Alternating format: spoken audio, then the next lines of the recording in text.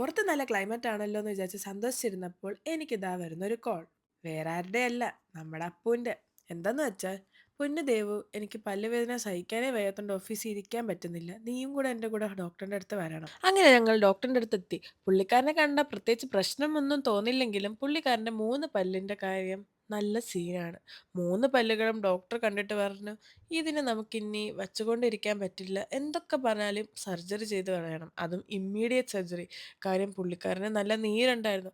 ഡോക്ടേഴ്സിന് പറ്റുന്ന പോലെയൊക്കെ എന്തൊക്കെയോ ചെയ്തു അവിടെ പുള്ളിക്കാരൻ്റെ പെയിൻ ഒന്ന് റിലീഫാക്കി കൊടുക്കാൻ സഹായിച്ചെങ്കിലും പുള്ളിക്കാരനതൊന്നും ഒന്നുമേ ആയില്ല. അങ്ങനെ വളരെ വിഷമത്തോടെ സർജറിയുടെ ഡേറ്റ് എന്ന് കിട്ടുമെന്ന് ചോദിച്ചപ്പോൾ അവര് പറയാ, സർജറി ഡേറ്റ് ഇപ്പോഴൊന്നും ഇല്ല. 2, 3 മാസം കഴിഞ്ഞേ ഉള്ളൂ. ആൻഡ് നിങ്ങൾ 60 കിലോമീറ്റർ താണ്ടി പോണംന്ന്. ഇത് കേട്ടപ്പോൾ അപ്പൊ കൂടുതൽ പാനിക്കായി. കാരണം എക്സ്ട്രീം വേദനയാണല്ലോ. അപ്പൊ ഞാൻ പറഞ്ഞു, നിയറസ്റ്റ് ക്യാൻസലേഷൻ അപ്പോയിന്റ്മെന്റ് ഉണ്ടെങ്കിൽ അത് തന്നെ നമുക്ക് വേണമെന്ന്. അങ്ങനെ മെയിലെന്ന് കിട്ടി. തൽക്കാലത്തേക്കുള്ള പെയിൻ റിലീഫിന്റെ മെഡിസിൻസ് വാങ്ങാൻ നമ്മൾ നിയറസ്റ്റ് ഷോപ്പേഴ്സ് ഡക്ക് മാർക്കറ്റിൽ പോയപ്പോൾ ഞാൻ കണ്ട കാഴ്ചയാണ് തലവേദനയുടെ വേരിയൻസ് ഓഫ് മരുന്നുകൾ ഇരിക്കുന്നത്. അതായത് രാവിലെ വരുമ്പോൾ, രാത്രി വരുമ്പോൾ, ഉച്ചയ്ക്ക് വരുമ്പോൾ, എക്സ്ട്രീം തലവേദന വരുമ്പോൾ, അങ്ങനെ പലതും.